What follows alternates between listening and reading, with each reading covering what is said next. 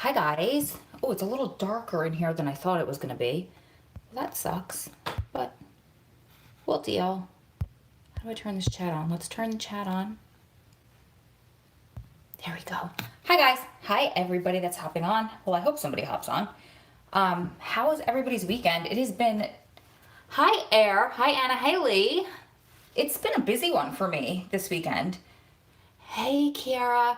Carly. Hi little mama. Hey Sarah. You guys are hopping on fast. This is great. Hey Amanda. Hi Lisa. How's everybody's weekend? Did you guys have a good weekend? Finally, we had... Hi, Miss Megan. Oh. I can't read clearly. Hi, Laura.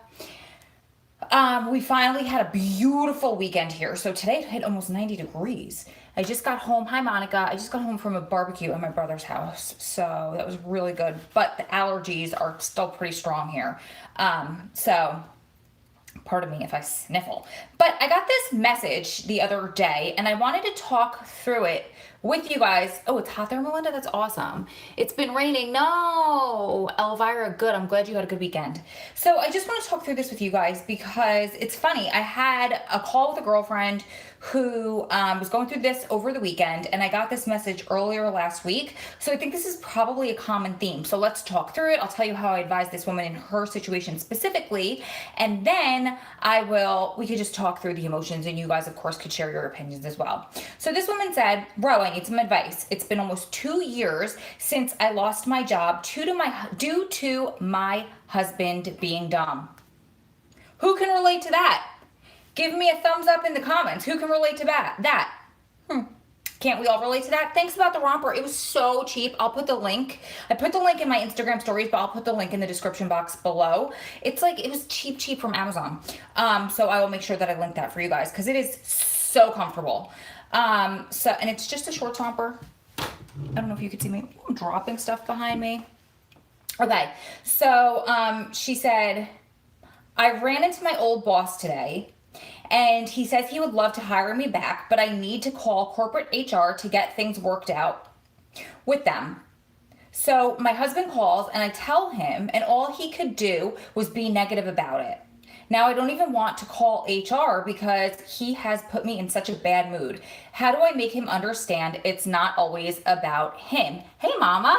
I was just watching. Mom and I have like a video thread going back and forth, like a walkie-talkie video thread, and she's like, oh my God, you're so Jersey today. I guess my Jersey got thick today. So her and her family was making fun of me in a good way. My ex relapsed this weekend, Laura. I'm so sorry. Good. I'm glad it's perfect timing for you. Okay. So what I said back was, first of all, that is so frustrating and I have been there. So let me tell you guys a little story time about when I was there and then we'll talk through it. So I think...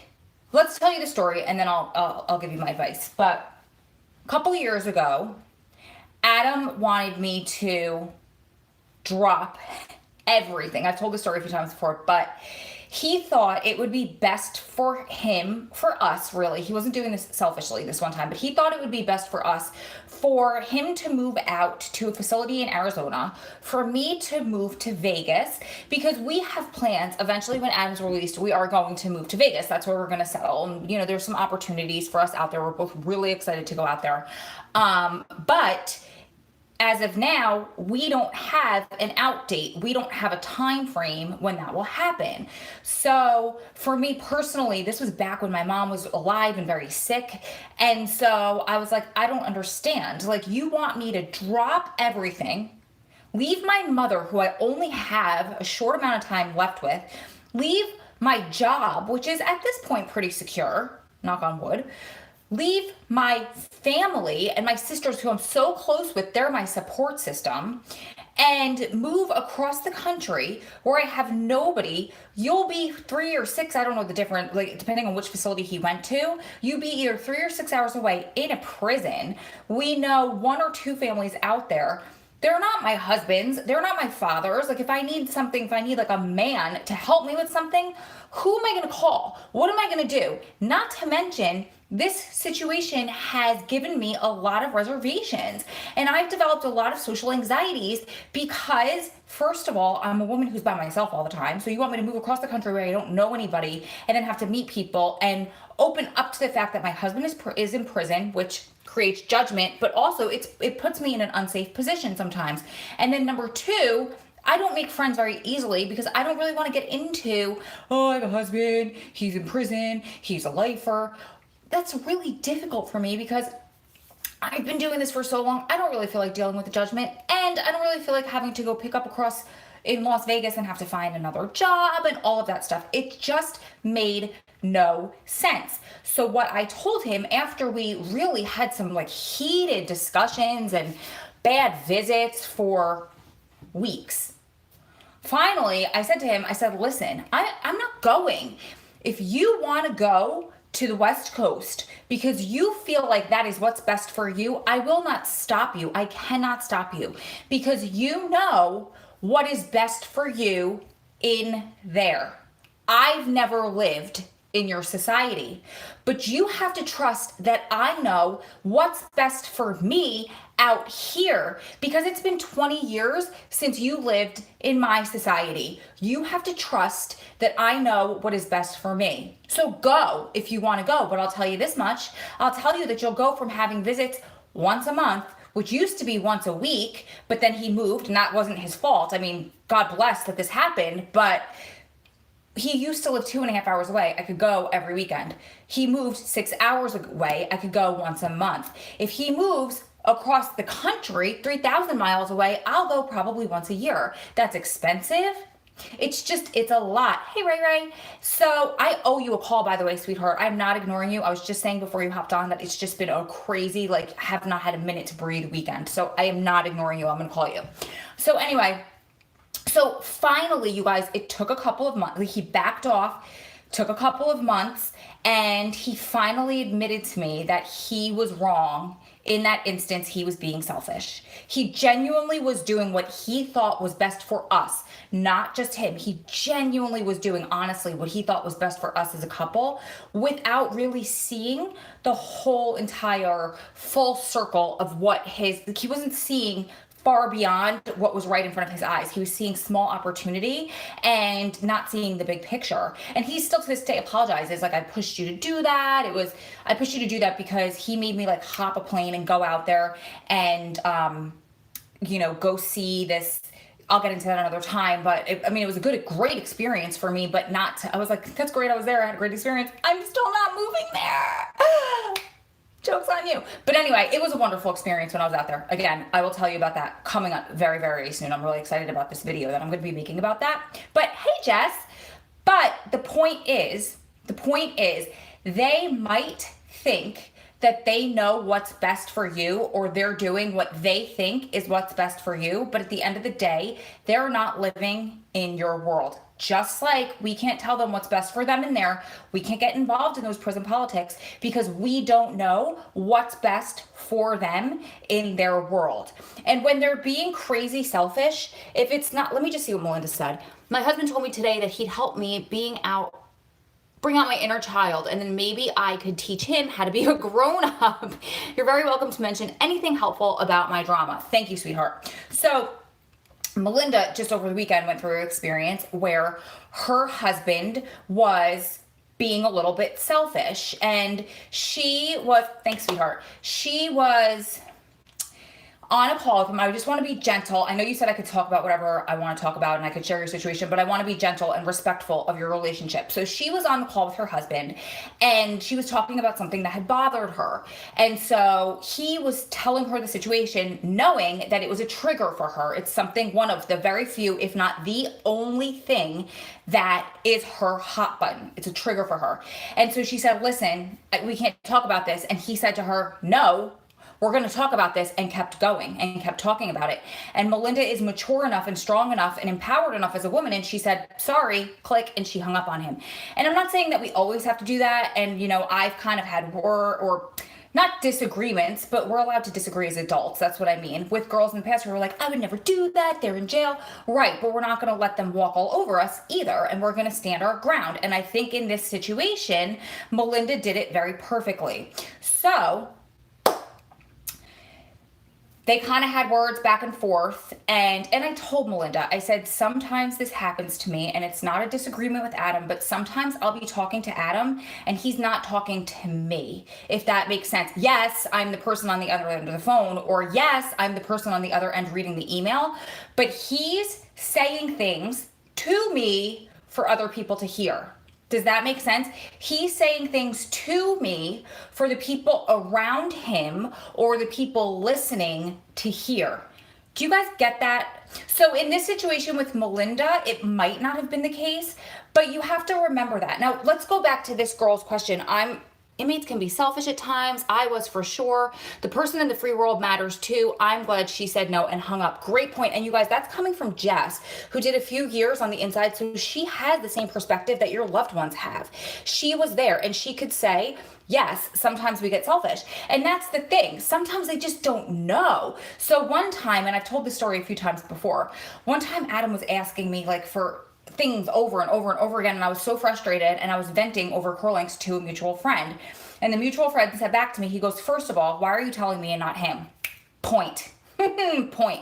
Got my ass handed to me on that one. He's right. Second of all, he said, we tend to forget what you guys go through. Everything that we need is within this tiny little mile radius. We need to go to the gym, it's right there. We need to go to eat, it's right there. We need to get our laundry, it's right there. We go to bed, it's right in the same place where we go to education, go to the gym, go to our shower, go to food. You guys have to do things like sit in traffic. We have to shop for the groceries. We have to cook the groceries. We have to eat the groceries. We have to clean up after dinner. We have to do our own laundry. We have to fold our own laundry. We have to put away our own laundry. We don't have the luxury of sending it out and getting it back. And I'm not saying I would trade with him for $1 million or anything in the world. And I was just talking to somebody, who was it? I don't remember who I was talking to just a couple of days ago. Remind me if it was one of you guys. But I go, maybe this was my conversation with Melinda. I said, I used to, in a weird way, I got jealous of Adam at one point because I was like, what the heck? I have to bust my butt. I have to go to work. I have to support us. I have to do this all on the outside by myself. And you get to freaking sunbathe and play on a freaking yard all day. Life is not fair. And then like as soon as the thought went in my head, I was like, the thought's going out of my head, because here's the thing. That's what he chooses to, or chose at that point. This was very early when we got back together, but that's what he chose to share with me. He didn't share with me about what goes on that yard. He didn't share with me about, the heightened security, the heightened emotions, because you're basically on a battlefield. He was in a penitentiary, in a high security level prison at that point. He didn't share with me all of the anxieties and what goes on in there and how crazy it is, and the manipulation and all of the corruption from the staff and what's going on with the guys and all of the crap he has to put up with, people getting high and this and that and the other thing. No, he wants to share with me I was out in the yard playing, so I don't worry about him. So he's doing that in an unselfish way, but for a split second I was like, you freaking get to sunbathe on the yard all day in July, and I'm sitting in a sweaty, stinky office bringing home the bacon. So we just kind of have to see those perspectives. And as far as what I told this girl, he can't, just like I told Adam, you are more than welcome to make your decision and move out to Arizona, but I will not be going. The end.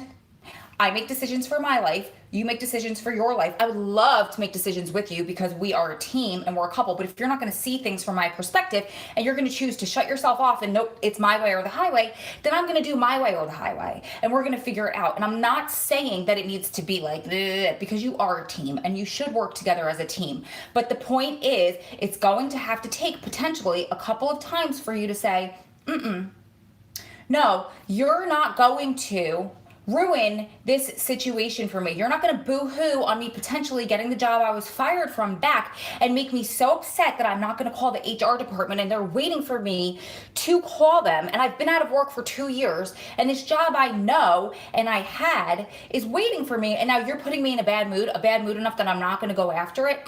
No, sorry, done. I'm calling them. I'm trying to get my job back. You go sulk and boo-hoo, and we'll figure this out together when you decide you're going to not be jealous of me, not act selfish, not try to act controlling, whatever it is that's going on in there, you know? And to take steps back, okay, so that's from the girl's perspective on the outside, but let's give you their perspective on the inside. Maybe something is popping off in there. So in part of the conversation I had with Melinda was maybe there is a really heightened situation in there going on right now, and he's anxious and he's angry and he's nervous, and so he's taking all of those emotions out on the person that is closest to him, which is you, and he's reacting in a way that he typically does not. And I get it, and I'm not making excuses for them. I'm just telling you how sometimes this works, how it works more often than not. That is not to say that you need to be a doormat, but you could do it in a very loving way and say, listen, I don't know what's going on with you. Something clearly is going on in there because you're not acting like yourself. So I'm going to do me for, now. And when you want to talk about what's truly underneath those feelings and underneath those emotions, then let's chat. But I'm not going to sit here and get beat up by you because you have something going on. And it goes back to this blog I wrote not too long ago, and I posted it on our Patreon page where I do some extras. I do extra blogs and I do extra videos and I do extra posts there for our Patreon members. It's patreon.com/SPWF if you're interested. And one of the posts I made was, it is you and me against the world, not you versus me. It is you and me against the world, not you versus me, which is very big temptation when you're struggling and you're going through something. I mean, we do it too, right? It works both ways. So there'll be times I miss him a lot. I miss him a lot and I want attention. So I'll pick a fight because negative attention is better than no attention, right? And he gives me plenty of attention, but I'm a girl and, I get PMS and all of a sudden, boo-hoo, I miss him. I want more attention. So I'm going to get in a fight with him so that I can get that attention. It works both ways. Just remember, it's you and him against the world, not you versus him. And it's him and you against the world, not him versus you. So thank you. I saw you guys talking back and forth with Melinda in the comments. So thank you so much for sharing your situation and your perspective and how you guys worked through it, because I think that is a huge help for everybody here. Something else that popped into my head when I was talking to Melinda when I was going to bed that night, I was thinking, sometimes there are so many programs available to inmates when they're on the inside, or there are programs available to inmates when they first come home. It's hard for them when they first come home. There should be those programs, right? But in my head, I'm like, this is something that I've been jealous of before. There are so many programs available to the children. There are so many programs available to them when they come out. There's nothing available for us prison wives. And that's why I created SPWF. But it was just something that I've grappled with before in one of those situations where I was saying before, where I kind of got jealous and it was reality check. Why is there so much for him and not for me? Well, that's because he needs it. And that's because there's so much PTSD involved on the inside. And that reminds me, so coming up this week, I have a video.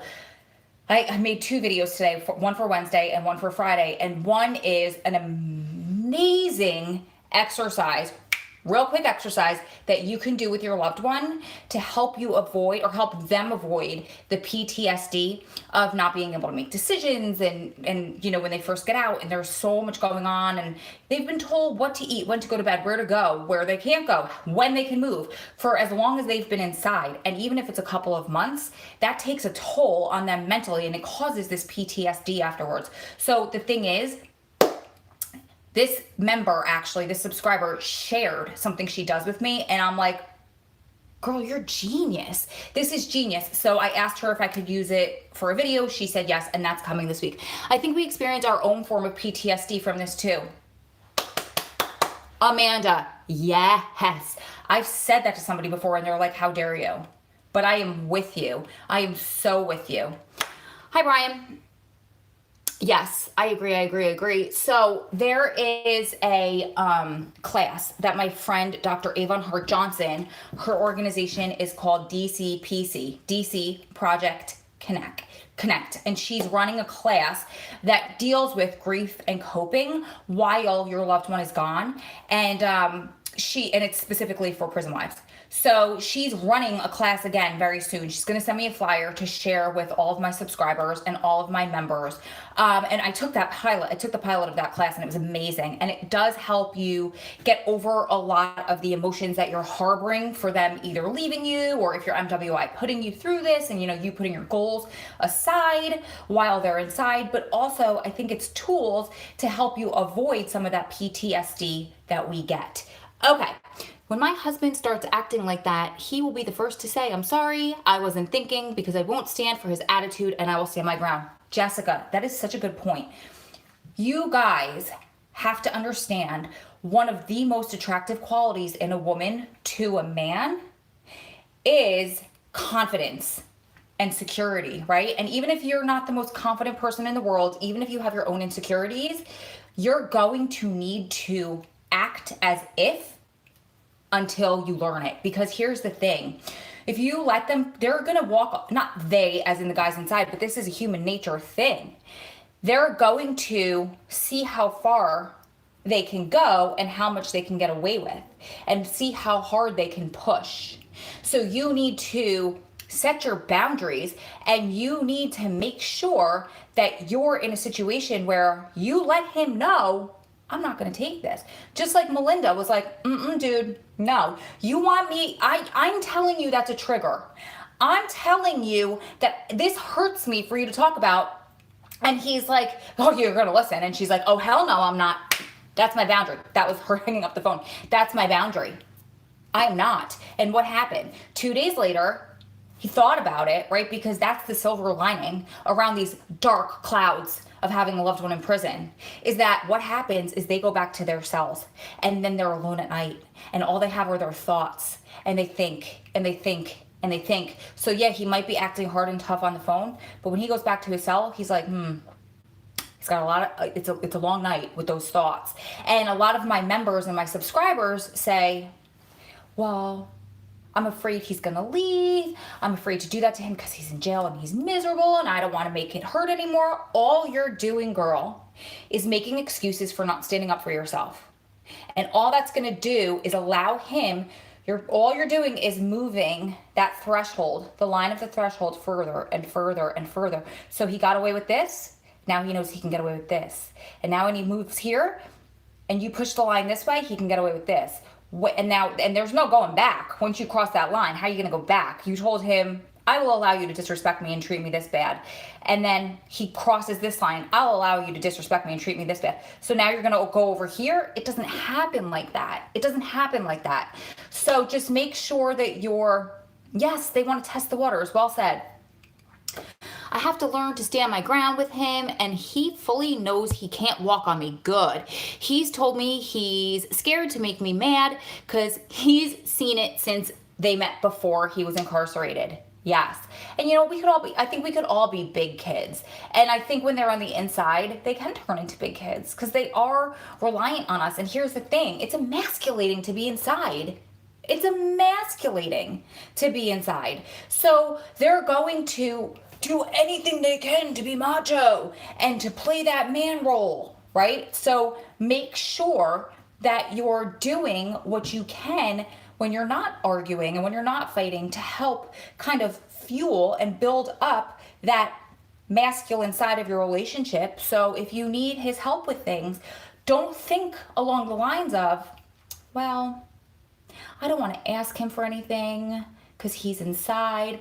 Allow him to give back to your relationship and to support you in any way that he can around the confines of your relationship, around the restrictions of your relationship. And all you have to do is just get a little creative. You could do it. There's tons of ways that Adam supports me, and I will never take that away from him. I'll never take that away from him because I know that I need to allow him to be a man in whatever way that I can let him be a man, because inside there it is emasculating AF for them. And maybe that's why that control comes out. Not cool.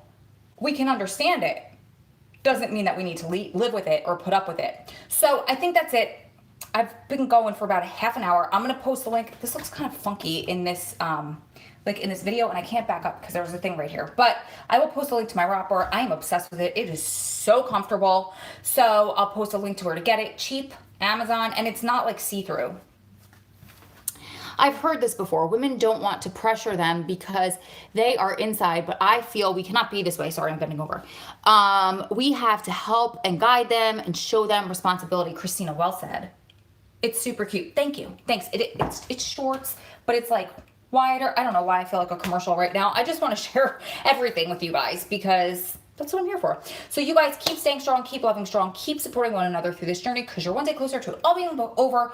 Lots of love from my heart to yours. I'll see you beautiful ladies and gentlemen in the next one. But in the meantime, you guys, make sure if you're new here, you subscribe because this week especially, I have tons of really good content and really good videos with tips and tricks to help you get through this life. I also do vlogs and I do other lives and all kinds of fun stuff, questions and answers. And then if you're already subscribed, I love you guys, but make sure that you give this video a like. This way we could tell YouTube to keep showing my content to the people that need it. Because remember when you were going through this and you felt like you had nobody, you were depressed, you felt alone until you found these videos and you all met each other. So that's a free way that you can help somebody in your shoes out who's going through this alone by themselves right now. I love you guys so much.